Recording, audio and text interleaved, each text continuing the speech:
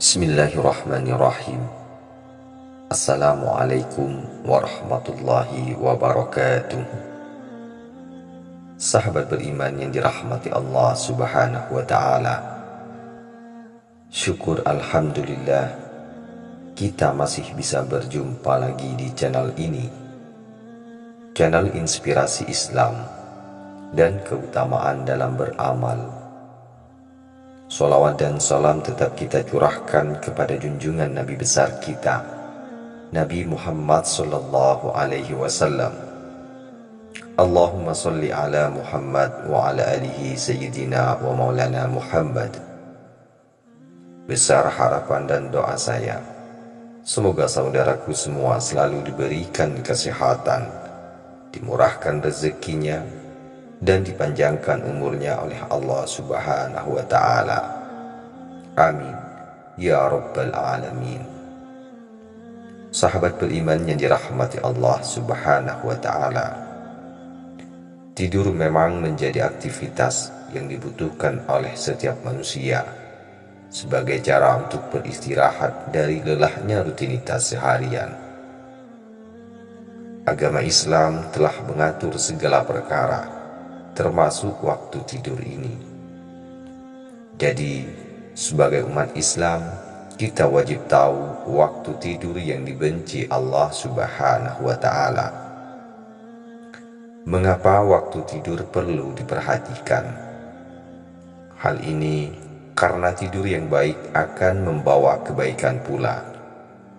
Namun sebaliknya, tidur di waktu yang dilarang Allah subhanahu wa ta'ala bisa mendatangkan keburukan. Dilarangnya tidur pada waktu tertentu ini tidak dilakukan tanpa alasan. Ada beberapa hadis yang menjadi dasar hukumnya. Di dalam Al-Quran surah Al-Qasas ayat 73, Allah subhanahu wa ta'ala berfirman yang artinya, "Dan karena rahmatnya Dia jadikan untukmu malam dan siang, supaya kamu beristirahat pada malam itu, dan supaya kamu mencari sebagian dari karunia-Nya pada siang hari, dan supaya kamu bersyukur." Sahabat beriman yang dirahmati Allah, namun umat Islam perlu memperhatikan waktu tidurnya, karena ada beberapa waktu tidur yang dibenci Allah subhanahu wa ta'ala, sehingga sebaiknya kita hindari. Berikut waktu tidur yang dibenci Allah subhanahu wa ta'ala beserta penjelasannya dalam agama Islam. Yang pertama yaitu tidur setelah sholat subuh. Salah satu waktu tidur yang dibenci Allah subhanahu wa ta'ala adalah tidur usai menunaikan sholat subuh atau hailulah. Kata hailulah sendiri diambil dari kata hala yahulu haulan, yang bermakna mencegah atau menghalangi. Meskipun biasanya waktu pagi hari usai subuh ini terasa nyaman untuk kembali berbaring di tempat tidur, tetapi sebaiknya menghindarinya. Pasalnya, tidur setelah sholat subuh dapat mengurangi produktivitas karena bangunnya nanti akan terlalu siang, serta menghalangi datangnya rezeki di pagi hari. Padahal Rasulullah sallallahu alaihi wasallam telah berdoa kepada Allah subhanahu wa ta'ala untuk umatnya seperti dalam hadis yang diriwayatkan oleh Abu Daud. "Ya Allah, berkahilah umatku di waktu paginya." Hadis riwayat Abu Daud. Dalam riwayat lainnya, Rasulullah sallallahu alaihi wasallam bersabda, "Apabila engkau telah selesai sholat subuh, janganlah kamu tidur tanpa mencari rezeki." Hadis riwayat Tabrani. Sementara dalam kitab Madarijus Salihin, Ibnu Qayyim telah berkata tentang keutamaan awal hari dan makruhnya menyia-nyiakan waktu dengan tidur. Beliau berkata, termasuk hal yang makruh bagi orang soleh karena tidur antara sholat subuh dengan terbitnya matahari. Waktu tersebut sangat berharga sekali. Pagi hari adalah awal hari dan sekaligus sebagai kuncinya. Selain itu, pagi juga waktu diturunkan rezeki, turunnya keberkahan, dan awal dari bergulirnya hari, dan melakukan segala kegiatan hari itu sehingga pagi tersebut menjadi waktu mahal. Selain itu, Ibnu Qayyim al-Jauziyah juga menjelaskan, tidur setelah sholat subuh sangat berbahaya bagi badan karena melemahkan dan merusak badan, karena sisa-sisa metabolisme yang seharusnya diurai dengan berolahraga atau beraktivitas.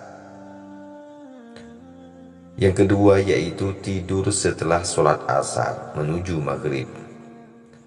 Waktu tidur yang dibenci Allah Subhanahu wa Ta'ala selanjutnya, yakni tidur selepas sholat asar atau ailulah. Kata ailulah diambil dari kata illat yang bermakna penyakit. Memang benar bahwasanya tidur setelah sholat asar hingga menuju waktu maghrib dapat menyebabkan beberapa efek buruk bagi kesehatan.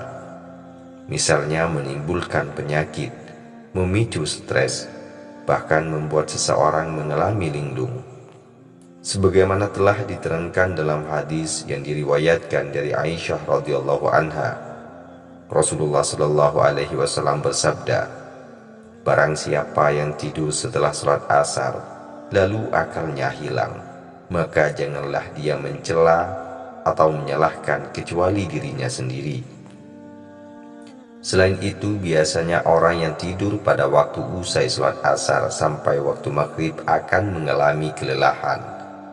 Jadi, sebaiknya hal ini dihindari karena lebih banyak menyebabkan keburukan. Yang ketiga yaitu tidur sebelum menunaikan sholat isya. Tidur sebelum melakukan sholat isya juga termasuk dalam waktu tidur yang dibenci Allah Subhanahu wa Ta'ala.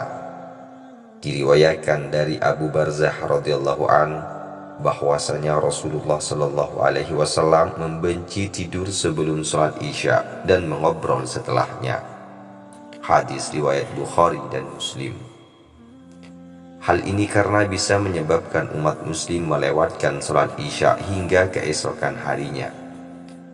Para muhaditsin atau ahli hadis menerangkan makruhnya tidur sebelum sholat isya. Oleh sebab itu, At-Tirmizi mengatakan, mayoritas ahli ilmu hadis menyatakan makruh hukumnya tidur sebelum sholat isya dan mengobrol setelahnya. Dan sebagian ulama lainnya memberi keringanan dalam masalah ini. Abdullah bin Mubarak mengatakan, kebanyakan hadis-hadis Nabi melarangnya. Sebagian ulama membolehkan tidur sebelum sholat isya khusus di bulan Ramadan saja. Jadi sesekali mungkin diperbolehkan jika merasa lelah. Tetapi tidur sebelum sholat isya ini jangan dijadikan kebiasaan. Tidurlah setelah sholat isya, dan lebih bagus lagi apabila bangun tengah malam untuk menunaikan sholat sunnah, seperti sholat tahajud dan sholat witir. Baiklah sahabat beriman yang dirahmati Allah Subhanahu wa Ta'ala, itulah 3 waktu tidur yang dibenci Allah Subhanahu wa Ta'ala, yang salah satunya bisa menyebabkan kemiskinan dan juga menyebabkan kegilaan. Cukup sekian video ini, semoga bisa bermanfaat dan semoga bisa menjadi wasilah bagi kita semua. Assalamualaikum warahmatullahi wabarakatuh.